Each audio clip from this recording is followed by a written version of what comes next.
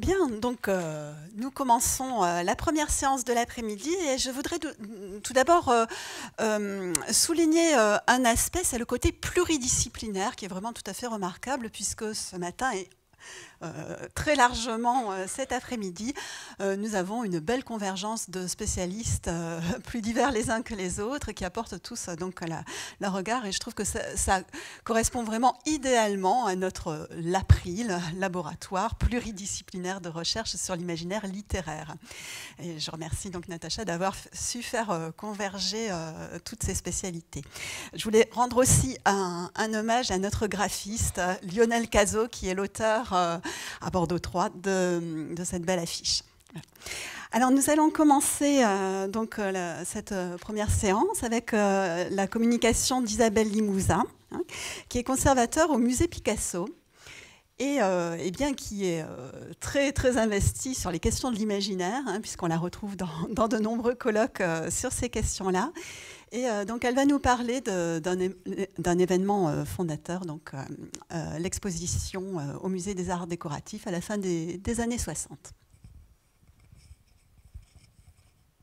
Bonjour à ceux que je n'ai pas encore croisés aujourd'hui. Effectivement, je vais vous parler de l'exposition science-fiction qui s'est tenue au musée des arts décoratifs à Paris en 1967-68. Le 28 novembre 67 ouvre au musée des arts décoratifs de Paris l'exposition science-fiction. Elle est la première consacrée à ce sujet dans une grande institution française, parisienne de surcroît. Elle est restée unique. Cette manifestation naît sous les meilleurs auspices. Son concepteur est Harald Zeman, figure mythique de l'art contemporain, et le directeur de l'établissement qui la reçoit est François Maté, conservateur paradoxalement audacieux.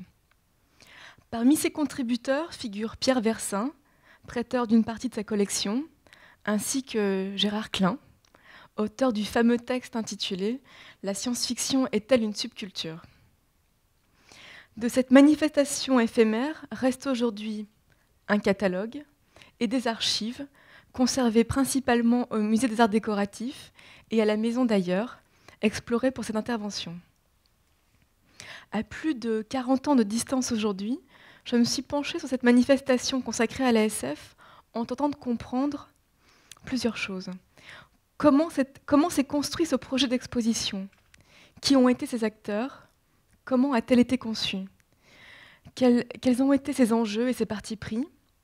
Quelle a été sa réception par la presse et par le public? Quel est aujourd'hui son héritage? Mais je me suis aussi interrogée sur les raisons de cet unicum. Pourquoi n'y a-t-il eu qu'une seule exposition consacrée à l'ASF en France? Cela tient-il à la nature de l'institution muséale ou à la nature du sujet traité?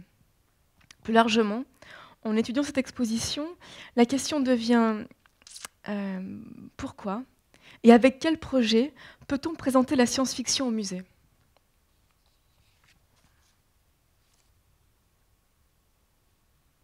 Le préambule du catalogue, et je vous montre là à l'écran la couverture du catalogue de l'exposition, le préambule du catalogue, non signé mais que l'on peut attribuer à Harald Zeman, le commissaire de l'expo, éclaire le projet de l'exposition.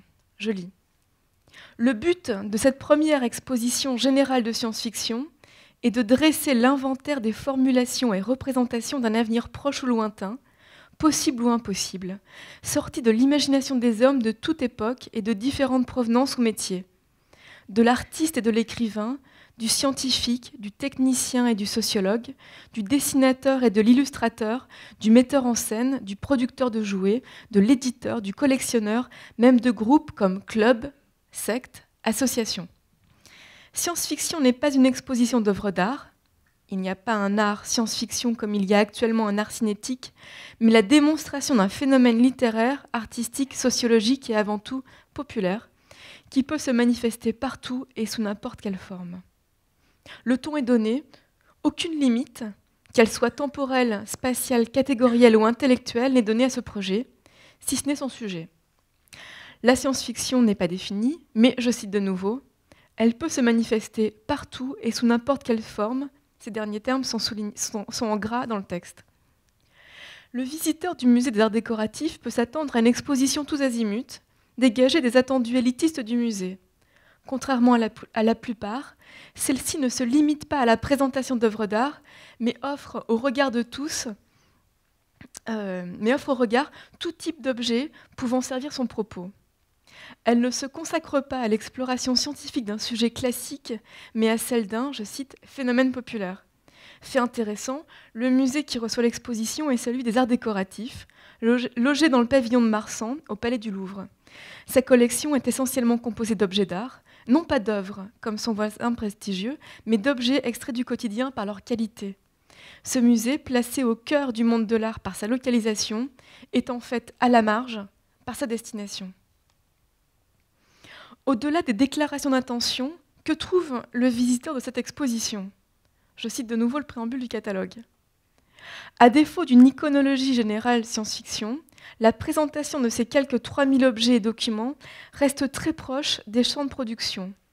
Il y a une salle littérature avec l'histoire de la science-fiction à travers les temps, les auteurs, les éditeurs, la divulgation dans le monde, une salle cinéma avec photographie et affiches qui sera complétée par un programme de films au mois de janvier, une salle bande dessinée, une salle jouets et jeux, une salle peinture et objets. Il y a aussi des panneaux voués aux robots, aux soucoupes volantes, à l'humour, où souvent anticipation, science-fantasy et science-fiction se côtoient, où la réalisation artistique isolée fait place à l'environnement et à la masse des documents, où l'esthétique cède à la réalité populaire. L'exposition, on l'a compris, présente donc un grand nombre d'objets exposés dans 5 salles de l'espace principal du musée situé en haut de la somptueuse volée d'escalier, aujourd'hui appelée la nef, selon les informations fournies par Gérard Klein. Si le catalogue ne nous aide pas à préciser le contenu de chaque salle, pas plus qu'un plan tracé à la main par François Maté, que je vous montre. Voilà, vous voyez un plan donc de l'exposition. Et je pense un plan qui dépasse l'aménagement véritablement des salles du musée des Arts Déco, puisque vous voyez en haut à droite des chiffres qui correspondent à la peinture, si je lis bien, l'assurance, le transport, plus loin le cinéma, l'installation, l'électricité, le catalogue. En fait, vous avez le budget de l'exposition qui figure avec ce plan tracé à la main. Donc ce plan de l'exposition ne nous aide pas véritablement à comprendre comment a été organisée l'expo. En revanche, le communiqué de presse nous donne quelques pistes. En salle 1, littérature. Littérature et bande dessinée, histoire de la SF, sa divulgation dans le monde, les auteurs et les éditeurs spécialisés.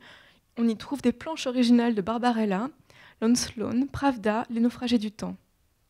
Les ouvrages présentés proviennent principalement de la collection Pierre Versin, Martine Thomé et du club Futopia à Lausanne. En salle 2, cinéma. Méliès, Fritz Lang, Karel Zeman, Joseph Losey, Jean-Luc Godard, Pierre Cast. Projection, photographie, affiches, photos de scènes et diapositives de Barbarella, film réalisé par Vadim et Forest. Les documents présentés dans cette salle ont été prêtés par la revue Midi Minuit Fantastique. Les affiches sont issues de la collection de Grotte. Des projections de films sont organisées avec la Cinémathèque, ainsi qu'une mystérieuse programmation film diapositive avec effet lumière.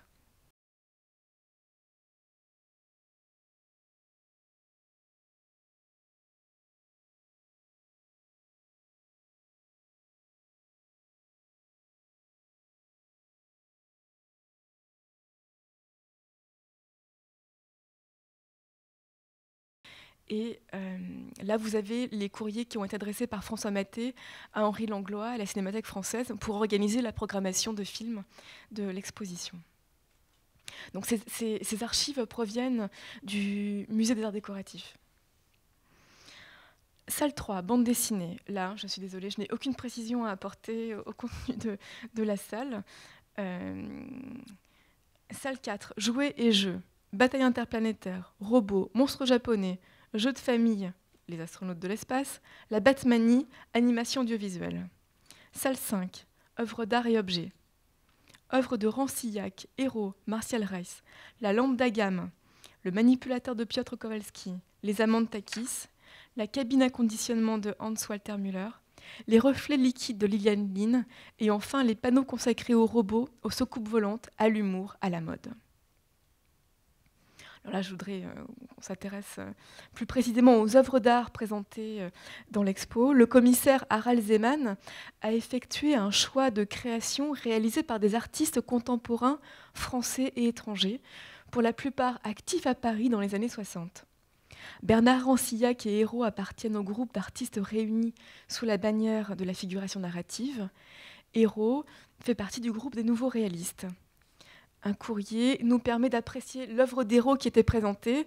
Donc ce courrier, en fait, fait état d'un dégât sur l'œuvre pendant l'exposition. Et grâce à ça, on a la photographie de l'œuvre qui était présentée, avec, vous avez un constat d'état, en fait, qui détaille les altérations qui ont été portées à l'œuvre. Donc, des artistes cinétiques sont aussi présents, Agam, Liliane Lynn, Hans-Walter Müller, Takis, Kowalski. Ce dernier représente la France à la Biennale de Venise en 1968 et il réalise l'aménagement de l'entrée de l'exposition. À ces noms, il faut ajouter ceux inclassables de Tetsumi Kudo, Edmond Alleyn, Robert Malaval, Antonio Diaz, Piero Gelardi, Klaus Gessler, Paul van Hedonk, Roy Lichtenstein, Marcus Retz et Shintaki Tajiri. Il n'y a pas un art science-fiction comme il y a actuellement un art cinétique, avons-nous lu dans le préambule du catalogue. Et je ne pourrais qu'acquiescer à cette remarque. L'exposition ne tente pas en effet de démontrer que les artistes créent dans la mouvance d'un courant ou d'un groupe fictif. Mais alors pourquoi avoir rassemblé des œuvres qui, notons-le, sont toutes contemporaines de l'exposition ? Parce que, sans se réclamer d'un genre établi, toutes peuvent présenter avec l'ASF une parenté d'esprit, circonstancielle et ou momentanée, due à une inspiration, qu'on pourrait dire, issue de la conquête spatiale ou de son environnement technologique. S'il ne reste que très peu d'éléments concernant la muséographie, nous comprenons à la lecture de la correspondance échangée entre Zeman et Maté que le musée des arts décoratifs demande quelques ajustements à la reprise de la manifestation, dont une mise en espace soignée pour un public parisien, je cite, exigeant. Au mélange des arts déjà mentionnés s'ajoute une mise en scène qu'on suppose très animée et imagée. Dans la salle audiovisuelle,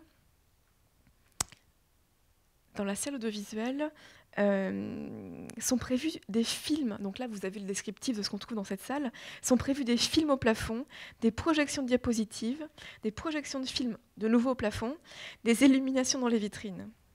Une bande sonore nourrie des recommandations de Pierre Versin, et vous les lisez à l'écran. Donc une bande sonore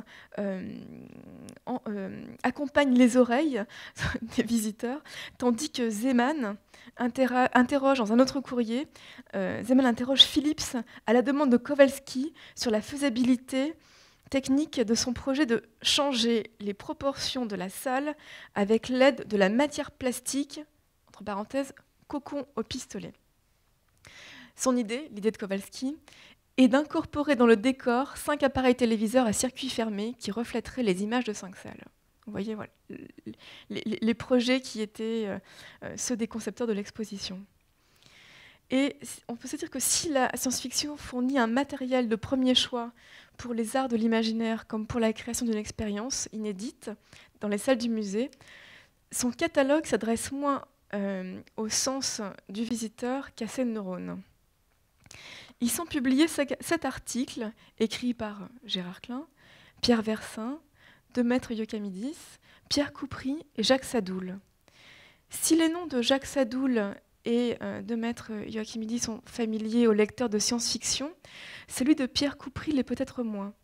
Celui-ci, historien, spécialiste de Paris, participe à ce projet en qualité d'expert bande dessinée, après avoir œuvré pour sa reconnaissance institutionnelle en France, notamment par l'exposition Bande dessinée et figuration narrative, présentée également au Musée des Arts Décoratifs.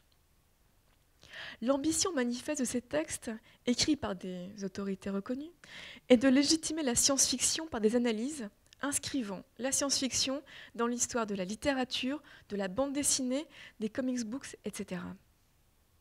Le dernier de ces textes, anonyme mais que l'on peut attribuer à Harald Zeman, vise même courageusement à définir la science-fiction. À ces articles, il faut ajouter un tableau chronologique, Bon, difficilement lisible à l'écran, mais vous voyez comment il s'organise à ce texte. Donc il faut ajouter ce tableau, conçu par Pierre Versin à partir de 4 histoires du futur, celles d'Heinlein, Anderson, Blish et de Munt. Le tableau, qui fait partie des outils scientifiques indispensables à la pensée muséale, depuis celui tracé par Alfred Barr, directeur du MoMA, pour l'exposition Cubisme et Art abstrait en 1936, mêle ici les paramètres spatio-temporels sans limite et présente l'analyse du passé comme une anticipation du futur basée sur les ouvrages déjà mentionnés.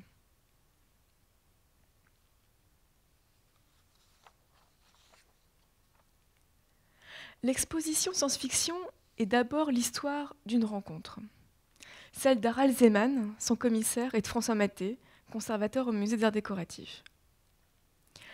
Harald Zeman est au moment de l'exposition le directeur de la Kunsthalle de Berne. Sa carrière débute une dizaine d'années plus tôt, en 1957.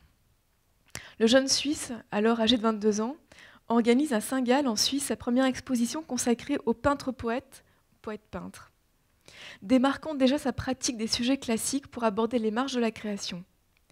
Il séjourne ensuite à Paris, où il étudie à l'Institut des Arts de l'Art, puis travaille à la Bibliothèque nationale, avant d'être nommé à la tête de la Kunsthalle en 1961. Sa programmation d'expo, originale et très dynamique, suscite la curiosité.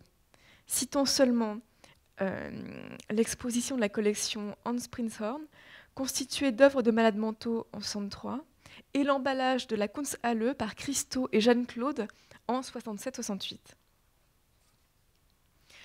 L'année qui suit l'exposition qui nous intéresse, en 1969, Zeman présente une exposition intitulée « Quand les attitudes deviennent formes », avec 69 participants, dont Beuys, Pistoletto, Serra, Sarkis ou Wiener.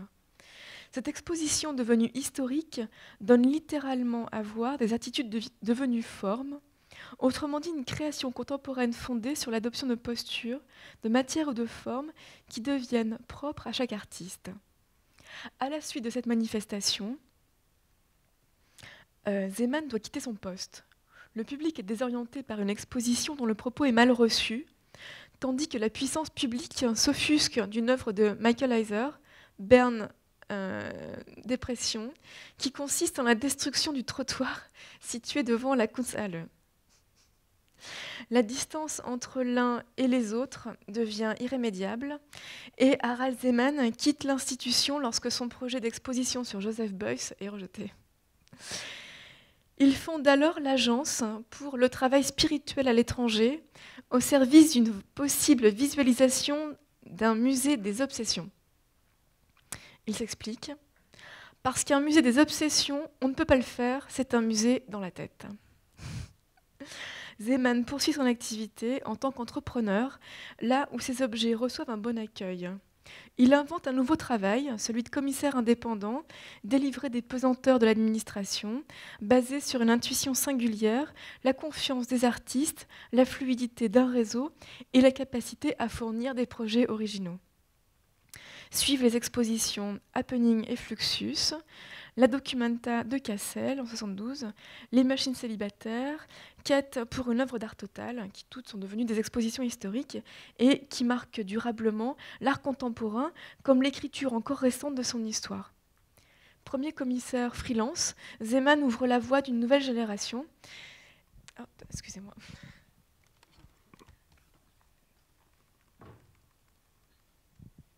Donc, Zeman ouvre la voie d'une nouvelle génération en signant ses manifestations comme auteur et surtout en imposant l'exposition non pas comme une exhibition d'objets possédés par l'élite, mais comme le médium privilégié d'une expérience éphémère.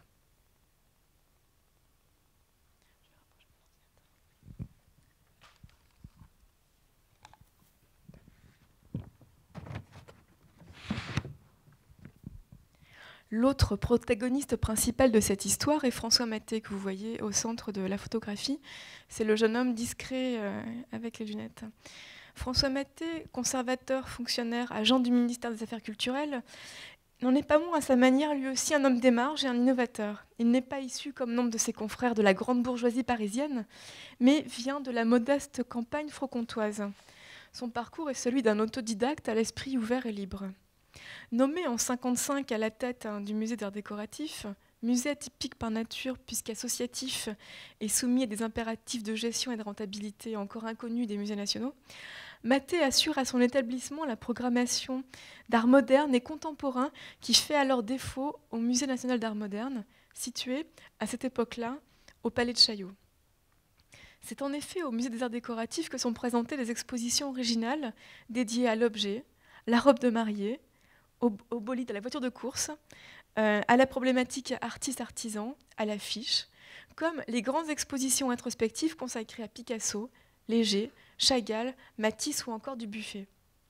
Maté réussit même le tour de force de susciter la générosité de Dubuffet en 1967, malgré sa répulsion pour le musée, puisque l'artiste fait don d'un ensemble unique de 150 œuvres issues de sa collection personnelle.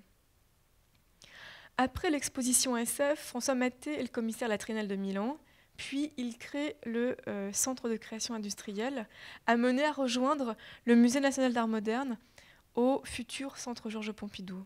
En 1972, il contribue encore au futur établissement, Centre Pompidou, par la grande exposition 12 ans d'art contemporain en France, 1960-1972, qui se solde par un scandale et par un semi-échec.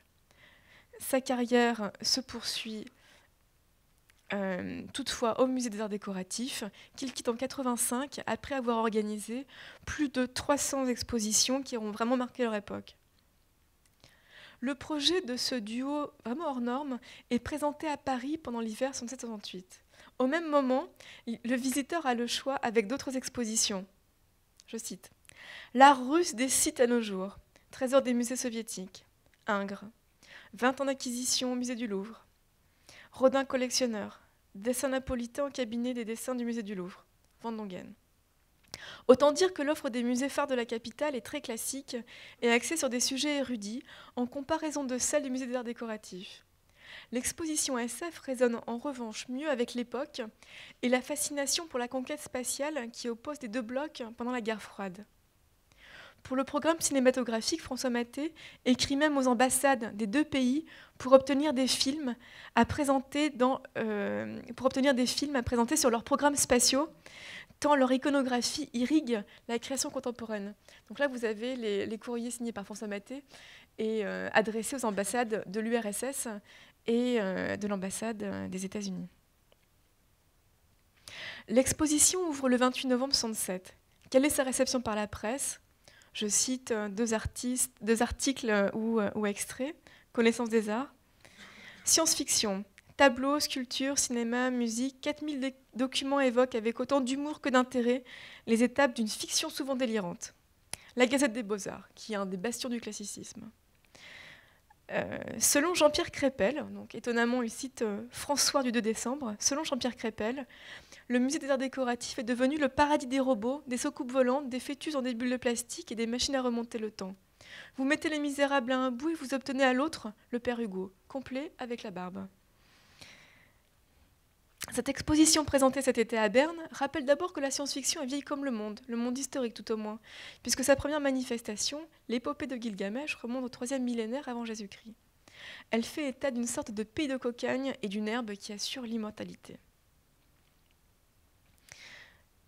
Dans la salle, donc je continue à citer l'article, dans la salle consacrée à la littérature, on suit les étapes de la science-fiction, l'Iliade et l'Odyssée, Panurge et Pantagruel, le voyage dans la lune de Cyrano de Bergerac, et enfin, à l'aube du siècle, Jules Verne. Depuis, la science-fiction a tout envahi et il faudrait disposer de toute la surface du musée du Louvre pour en présenter les différents aspects.